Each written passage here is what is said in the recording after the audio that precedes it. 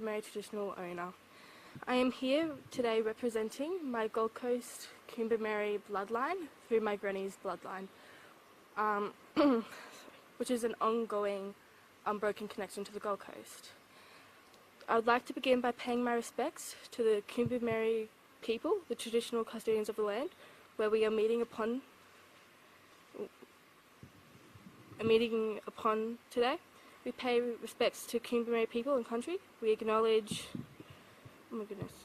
we acknowledge elders past, present and future, for they hold the memories, traditions, cultures and hopes for Indigenous people of this country.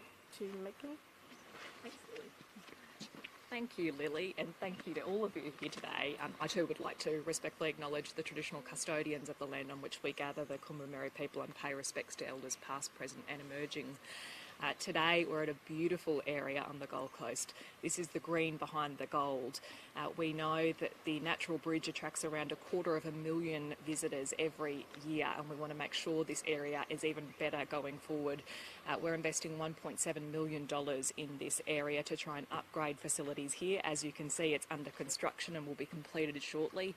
We want to make sure that when people come to the Gold Coast, they get a pristine experience, but they get to see the beautiful green behind the gold and the wonderful facilities that we have around this state. We have over 500 parks across Queensland, and so we're heavily investing in making sure that obviously the conservation values are protected, but we're also unlocking the incredible tourism opportunities there are as well. And we know just here, as I said, many people come and explore the beautiful things that this park has to offer.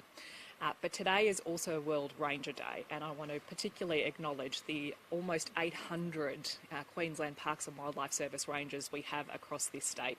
In particular, I'd like to acknowledge our Indigenous land and sea rangers, the Kumbermeri Rangers on the Gold Coast. We've recently been able to fund positions here for the very first time. This is part of the Palaszczuk government's commitment to double our Indigenous land and sea ranger program.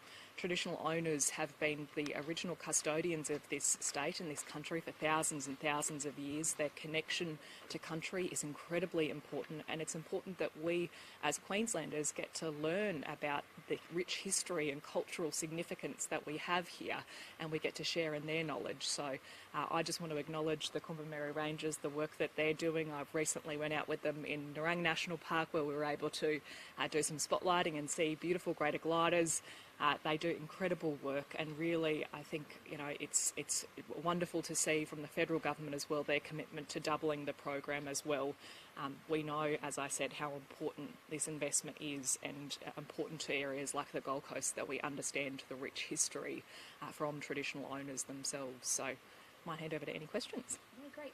You spoke there about how many people we're seeing through our national parks. What has that, I guess not post-COVID quite yet, but post the peak of the pandemic, been looking like for our national parks? Yeah, really strong numbers so far. In fact, actually in 2021, we saw some of the highest numbers we've ever seen. We know people were coming out to explore the beautiful areas in our national parks, and so we want to continue to turbocharge that. Of course, we need to make sure these areas are protected and that the sustainability is built in how we design all of this new infrastructure, but we know Natural Bridge is just one of the beautiful areas we have in Queensland, and we want to make sure that when people come here they have a really premium experience, and that's what a lot of these upgrades are designed to deliver. Would you mind just running me through a couple of those upgrades as well? We can see a bit of the fencing around if you just give us a bit of a brief.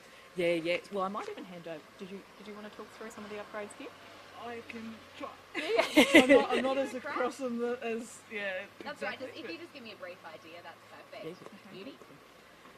Okay, so here we've been upgrading our toilet facilities. Obviously everyone always needs toilet facilities.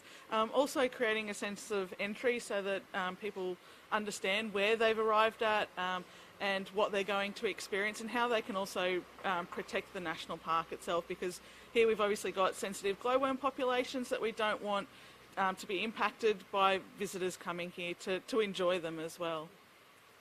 That's great.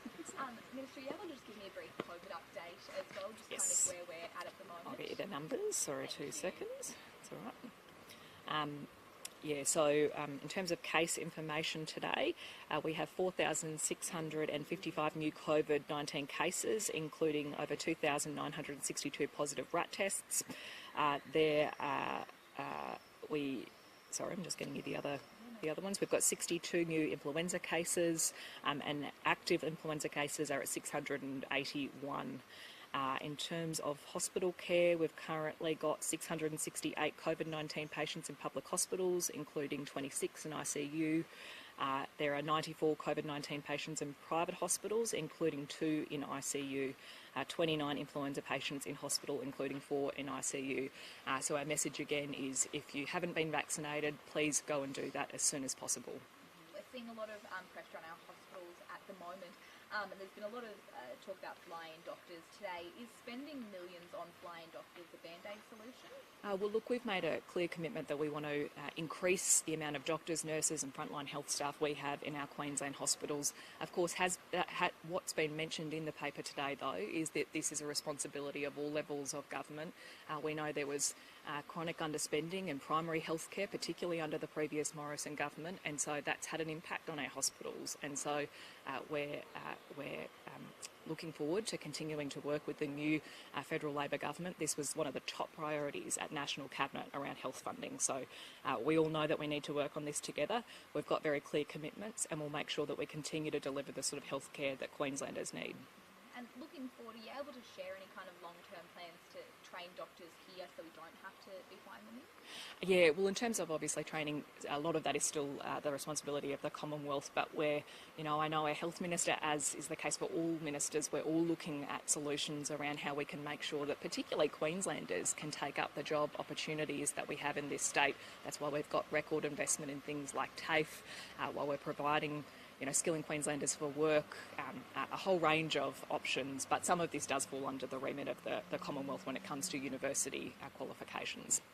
And a big talking point on the Gold Coast at the moment is the reallocation of funds in Dreamworld from a koala research facility to the roller coaster. Where are you sitting on that, and kind of how did that happen? Yeah, and I think there's been a bit of misinformation about this particular proposal. So just to be really clear, Dreamworld was eligible under 2 different tourism buckets of money. The koala proposal was under an Attracting Asia Tourism Fund. They made the commercial decision during COVID to put that project on pause and go down and pursue as well the other proposal that they were also eligible for. The Department of Tourism, I understand, has re-engaged with them to see if they want to continue with that original proposal, which of course would welcome any investment in koala research. But I just want to be really clear that no funds have been diverted from Department of Environment and Science money to this tourism proposal. In fact, we've got $24 million that we've announced for koala investment. That includes for things like vaccine trials. We're already doing some work with Australia Zoo Wildlife Warriors, with the University of Sunshine Coast around delivering chlamydia vaccines.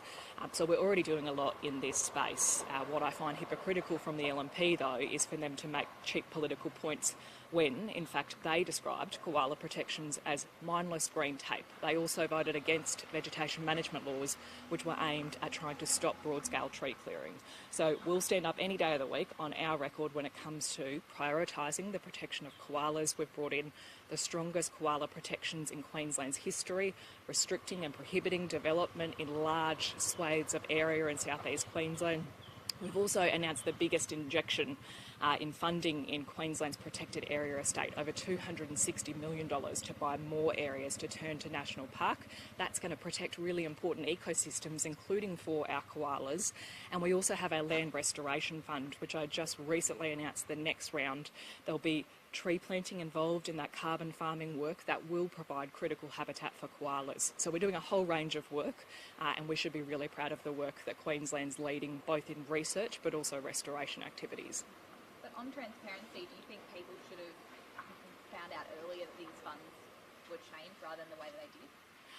Well, look, in terms of the arrangements around, as I said, there were 2 different funding proposals. They're obviously, I don't have all of the details of that, they're under the Tourism Department, but they were 2 different funding proposals, both of which were eligible, and I understand that we've re-engaged with Dreamworld to see if they want to continue doing that. It was centred around attracting Asian tourists. That's what the name of the fund was. Of course, it had some environmental benefits, and that was why we were excited to see that proposal progress. And so I hope that Dreamworld is willing to progress that proposal, because I would always encourage tourism money being spent on things that deliver good conservation benefits as well. But ultimately, that's a commercial decision. It was in the middle of COVID-19, so there were different commercial factors at play at that time. Anything else to add? No. Tipped off about everything. Perfect. All right. Thank you so much. Excellent. Thank you.